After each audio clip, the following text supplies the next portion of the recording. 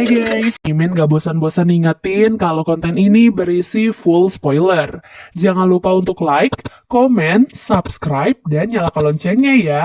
Tanpa berlama-lama lagi, yuk langsung aja kita ke alur ceritanya. Di awal series kita pun diperlihatkan pada seorang siswi SMA bernama Wednesday Addams yang baru saja memasuki sekolah. Dapat dilihat orang-orang menatap Wednesday dengan tatapan sinis sekaligus takut. Bagaimana tidak, Wednesday dikenal sangatlah aneh dan menyeramkan. Di dalam lokernya, Wednesday menemukan adiknya Pugsley Addams yang sedang terikat.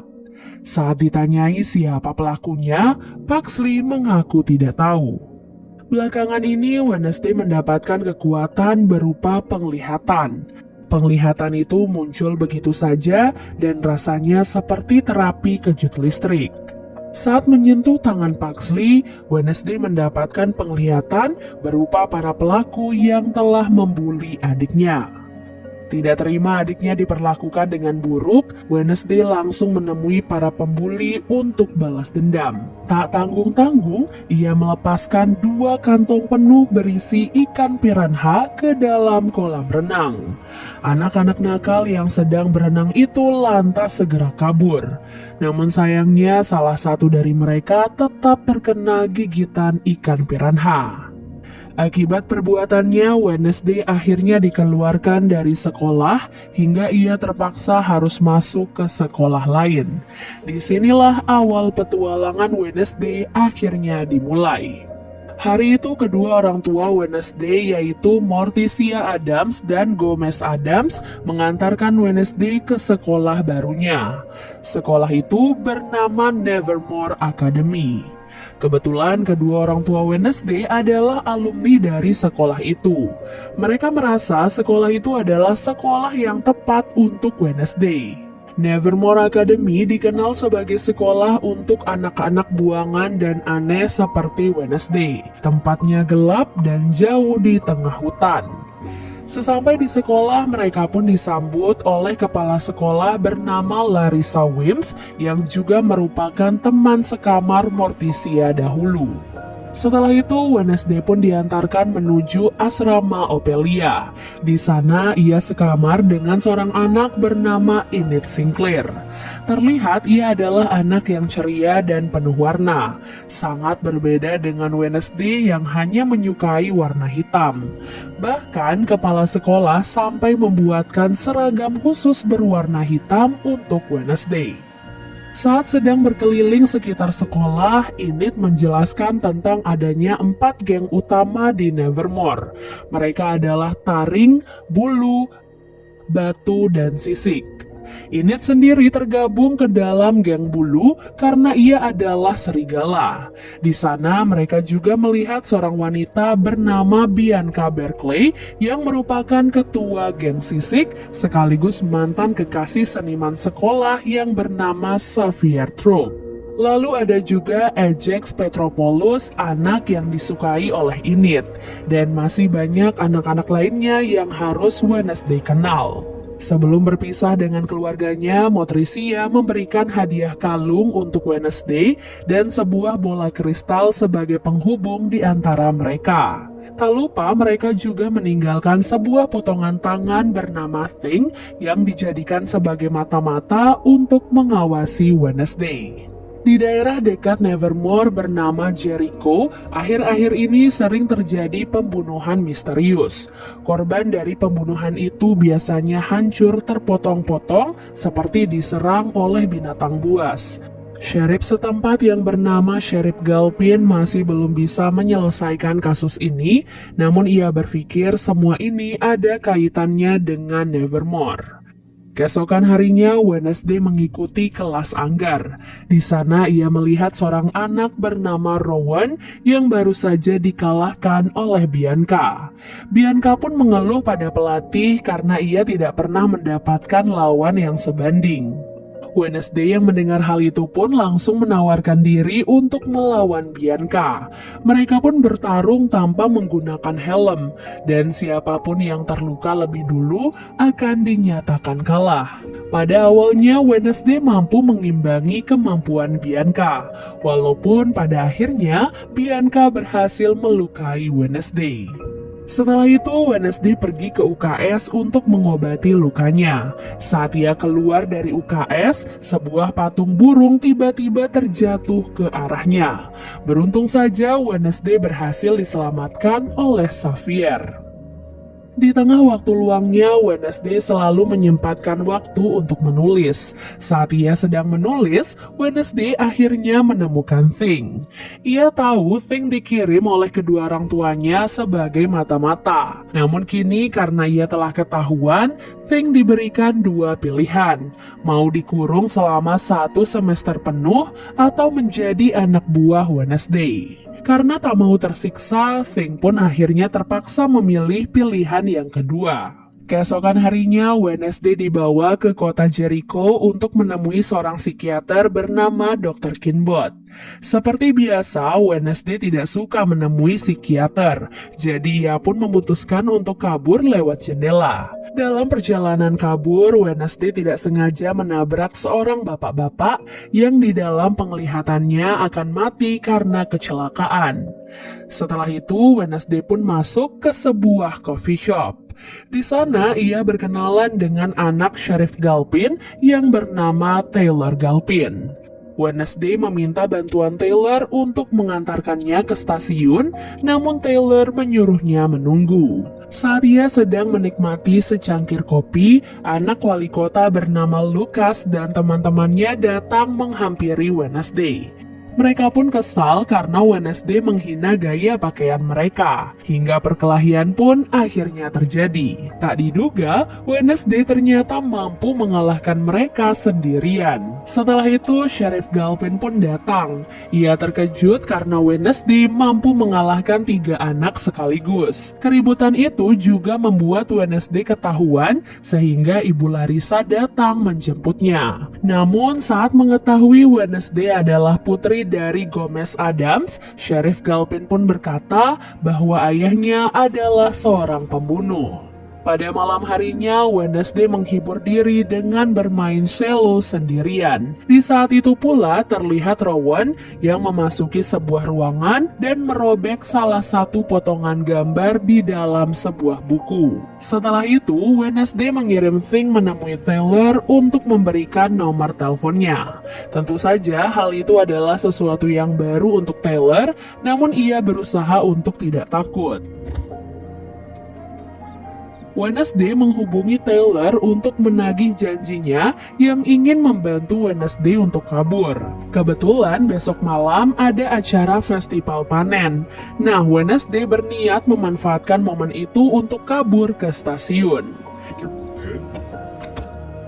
Di festival panen, Wednesday dan Taylor pun kembali bertemu. Di sana, Taylor sempat memberikan catatan kepolisian milik Gomez Addams yang mungkin bisa membantu Wednesday untuk mengetahui kejahatan apa yang pernah dilakukan oleh ayahnya. Lalu saat mereka berdua akan berangkat ke stasiun, Lucas dan teman-temannya lagi-lagi datang menghadang Wednesday untuk balas dendam. Wednesday dan Taylor pun kabur ke arah keramaian. Saat mereka sedang kabur, Wednesday tidak sengaja menabrak Rowan. Saat itulah ia pun mendapatkan penglihatan bahwa Rowan akan segera mati. Karena hal itulah Wednesday pun memilih untuk pergi menyusul Rowan agar ia bisa menyelamatkannya.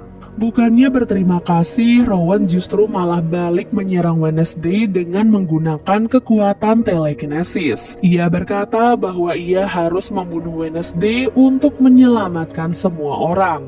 Bahkan ternyata Rowan adalah orang yang tempo hari menjatuhkan patung burung ke arah Wednesday. Semua ini bermula saat Rowan melihat potongan gambar gadis berkepang yang mirip seperti Wednesday. Ibu Rowan yang merupakan peramal pernah berkata bahwa Rowan harus menghentikan gadis itu jika ia datang ke Nevermore. Namun tiba-tiba saja monster mengerikan datang menyelamatkan Wednesday. Monster itu mencabik-cabik tubuh Rowan dan pergi begitu saja.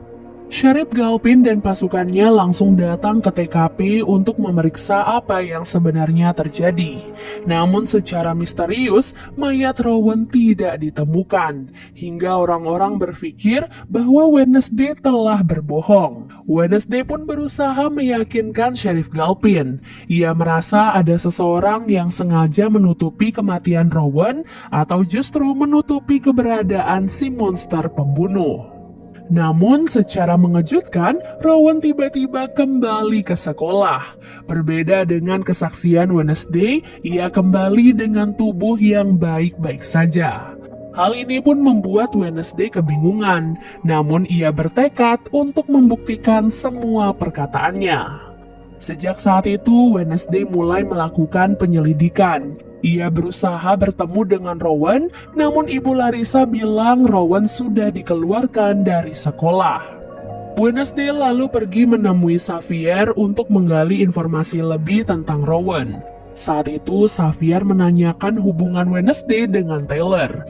Ia pun mengingatkan agar Wednesday menjauhi Taylor karena ia adalah anak yang nakal. Terlihat sepertinya Xavier dan Taylor sama-sama tertarik pada Wednesday. Namun Wednesday tidak terlalu memikirkan hal itu karena untuk saat ini ia ingin fokus menyelidiki kasus Rowan. Wednesday kemudian mengirim Fink untuk membuntuti Rowan. Namun saat Rowan masuk ke dalam toilet, ia kehilangan jejaknya. Ternyata Rowan telah berubah wujud menjadi lelaki dan berubah lagi menjadi Ibu Larissa. Lantas, mengapa Ibu Larissa menutupi kematian Rowan? Hal ini pun membuat Wednesday semakin curiga. Siang harinya, Wednesday nekat kembali ke TKP untuk mencari petunjuk. Di sana, ia pun bertemu dengan Taylor. Taylor yang masih kebingungan bertanya apa yang sebenarnya terjadi di malam festival. Setelah mendengarkan penjelasan Wednesday, ia pun percaya kepadanya. Apalagi saat mereka menemukan kacamata Rowan di lokasi tersebut. Setiba di sekolah, Wednesday langsung menyelidiki kamar Rowan dan Xavier. Ia di sana ingin mencari buku tempat potongan gambar yang diberikan oleh Rowan. Setelah diselidiki, Wednesday tidak berhasil menemukan buku itu. Ia malah memergoki Bianca dan Xavier yang sedang berdebat karena kedekatan Xavier dengan Wednesday. Keesokan harinya, turnamen Pokap akhirnya tiba. Keempat asrama berkumpul untuk pertandingan perahu. Tidak ada peraturan dalam pertandingan ini, dan bagi kelompok manapun yang berhasil kembali lebih dulu akan dinyatakan sebagai pemenang. Seperti tahun-tahun sebelumnya, Bianca selalu menggunakan kecurangan untuk menyabotase lawannya. Misalnya dengan menyuruh anak buahnya yang merupakan ikan duyung untuk mendorong perahu-perahu dari asrama yang lain. Wednesday dengan cepat mengetahui kecurangan itu, dan ia pun segera mengeluarkan jaring untuk menangkap si ikan duyung. Setelah itu, masing-masing kelompok mengambil bendera mereka. Saat Wednesday menyentuh bendera itu, ia tiba-tiba kembali mendapatkan penglihatan. Dalam penglihatannya, ia melihat anak yang sangat mirip dengan dirinya. Anak itu kemudian berkata bahwa Wednesday adalah kuncinya, dan setelah itu, Wednesday kembali terbangun. Setelah kembali ke pertandingan, kelompok Wednesday lagi-lagi disabotase. Untungnya, Fink dengan cepat masuk ke dalam danau dan menampar si ikan duyung. Berkat bantuan itulah, kelompok Wednesday pun akhirnya berhasil memenangkan pertandingan Pokap.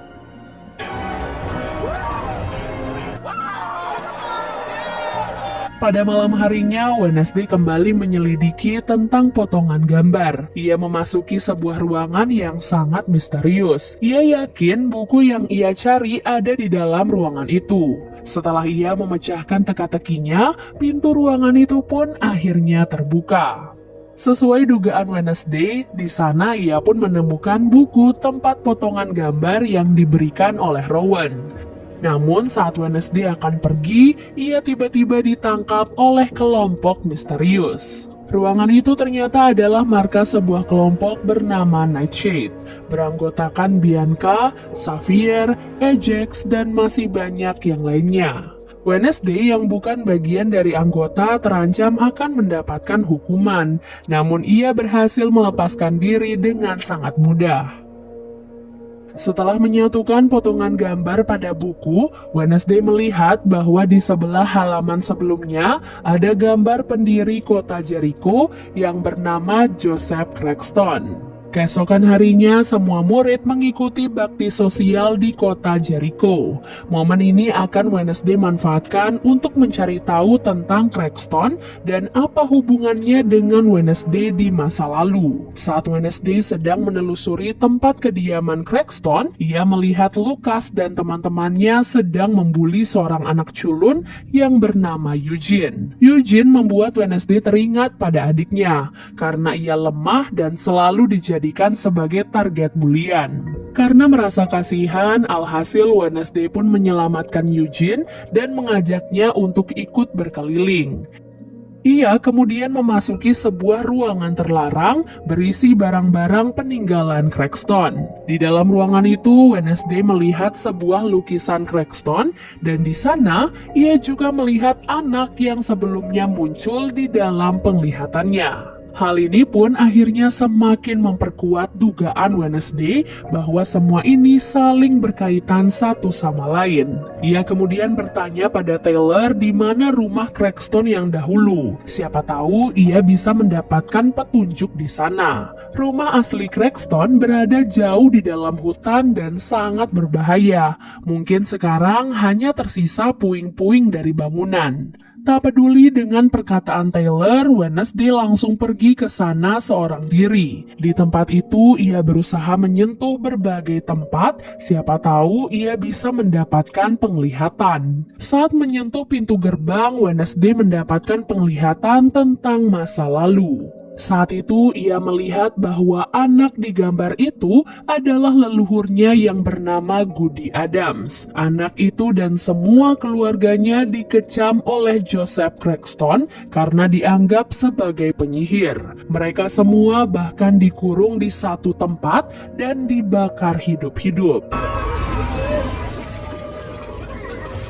Namun beruntung saja Goody berhasil menyelamatkan diri melewati pintu bawah tanah. Anak itu kemudian menghampiri Wednesday dan mengatakan bahwa Cragston adalah orang jahat dan ia tidak akan pernah berhenti sampai bisa membunuh mereka semua.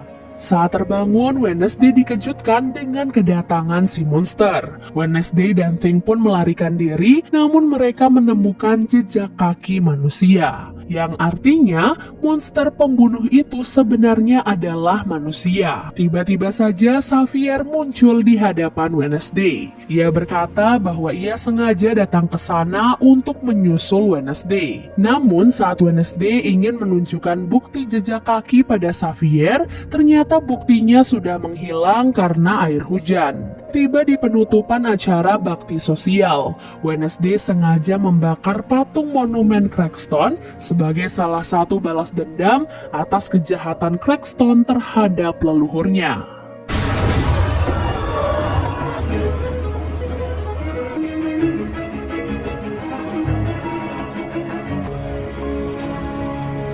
Di malam harinya, monster pembunuh kembali menemukan mangsa. Ia adalah seorang pengemis yang sedang beristirahat di dalam hutan sambil mengotak-atik sebuah kamera.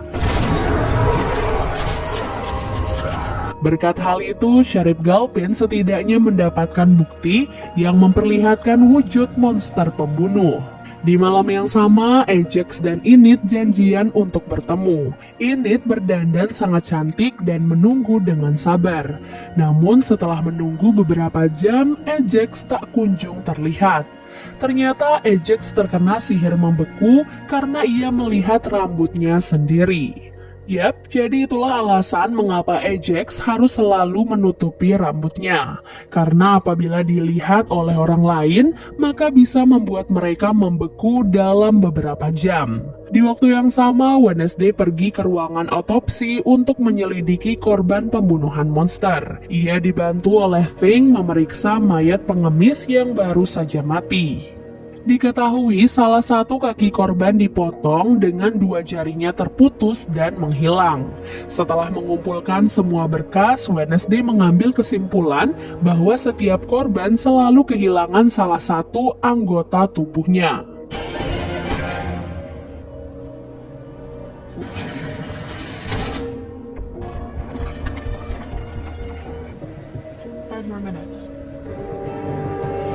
Di dalam kelas, Wednesday memperhatikan Xavier yang bersikap aneh. Ia berkata punggungnya sakit karena bermain anggar. Namun, ada bekas luka cakaran di lehernya. Karena merasa curiga, Wednesday pun pergi untuk menyelidiki ruangan lukisan Xavier. Secara mengejutkan, di sana ia melihat ada begitu banyak lukisan monster pembunuh. Apakah ini artinya Xavier adalah monster itu? Wednesday kemudian membawa sketsa Xavier ke hadapan Sheriff Galpin. Ia meminta Sheriff Galpin untuk menginterogasi Xavier sebagai tersangka pembunuhan. Namun Sheriff Galpin menolak karena buktinya masih terlalu lemah. Alhasil, Wednesday pun membawa kembali sketsa itu untuk ditelusuri lebih lanjut. Saat ia dan Eugene sedang memperhatikan sketsanya, Eugene merasa pernah melihat lubang yang sama persis seperti di sketsa itu. Eugene kemudian mengantarkan Wednesday menuju lokasi tersebut. Tanpa rasa takut, Wednesday dan Eugene nekat masuk ke dalam gua itu.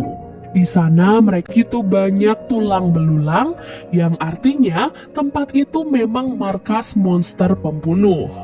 Tak lupa, Wednesday mengambil satu potongan tulang untuk dijadikan sebagai barang bukti. Selain itu, ia juga mengambil bekas darah Xavier agar DNA-nya bisa dicocokkan dengan tulang yang ia temukan. Saat sedang mengambil barang bukti, Wednesday ketahuan oleh Xavier. Di sana, Xavier pun menjelaskan bahwa ia bukanlah monster pembunuh seperti yang dituduhkan. Ia menggambar sosok monster itu karena selalu muncul di dalam mimpinya. Dan bekas cakaran itu memang ia dapatkan dari lukisan tersebut. Meskipun begitu, Wednesday tetap tidak percaya pada Xavier. Ia pun pergi menemui Sheriff Galpin untuk menyerahkan kedua barang bukti yang sudah ia dapatkan. Setelah menyerahkan semua barang bukti, kini Wednesday bisa fokus untuk menyelidiki markas monster pembunuh. Siapa tahu ia bisa menangkap monster itu dan membuktikan bahwa ia tidaklah berbohong. Malam ini Nevermore Academy akan mengadakan pesta dansa. Seperti biasa, Wednesday tidak tertarik sama sekali, jadi ia pun berencana untuk pergi menyelidiki markas monster bersama Eugene. Tak diduga rencana itu gagal karena Thing sudah menyiapkan rencana lain. Ia membuat Tyler datang menjemput Wednesday sehingga mau tidak mau ia harus ikut ke pesta dansa. Wednesday pun berdandan sangat cantik dengan menggunakan gaun berwarna hitam. Saat ia akan pergi, Eugene datang dengan kebingungan. Wednesday meminta maaf karena sepertinya pengintaian mereka harus ditunda. Ia melarang Eugene pergi ke hutan dan mereka akan pergi besok malam. Eugene yang sudah terlanjur menyiapkan semuanya tidak mendengarkan Wednesday. Ia pun nekat pergi ke hutan walaupun sendirian. Kedatangan Wednesday ke pesta menyita perhatian semua murid. Mereka semua kagum dengan penampilan Wednesday yang tampak berbeda. Melihat Wednesday datang bersama Taylor juga membuat Xavier cemburu sekaligus marah. Ia kemudian mendekati Wednesday dan mengatakan alasannya mengapa ia sangat membenci Taylor. Ternyata saat acara bakti tahun lalu, Taylor dan teman-temannya pernah merusak mural yang dibuat oleh Xavier. Taylor mengakui perbuatannya itu dan ia mengaku menyesal. Karena hal itu juga, ia kini menutup diri dari teman-temannya dan juga berhenti bermain dengan Lucas dan teman-temannya. Sementara itu, Eugene yang sedang mengintai gua melihat seseorang sedang meledakkan gua tersebut. Lalu seseorang mengejarnya sehingga Eugene segera kabur melarikan diri. Tak lama kemudian, dua anak buah Lucas datang ke tempat pesta. Mereka rencananya ingin balas dendam pada Nevermore karena sudah merusak patung Crackstone. Mereka pun menghujani tempat pesta itu dengan cat berwarna merah yang terlihat seperti darah. Dalam keadaan itu, Wednesday tiba-tiba mendapatkan penglihatan tentang Eugene yang diserang oleh monster. Ia pun langsung berlari masuk ke dalam hutan dan disusul oleh ibu guru Thornhill. Sayangnya sesampai di sana, Wednesday ternyata sudah terlambat karena ia menemukan Eugene dalam keadaan tewas. Dan series Wednesday part 1 pun akhirnya selesai. Kalau kalian suka dengan series ini, silahkan komen sebanyak-banyaknya supaya Mimin semakin bersemangat untuk melanjutkan alur cerita series Wednesday. Semoga teman-teman mengerti dengan alur cerita kali ini dan sampai jumpa. Bye!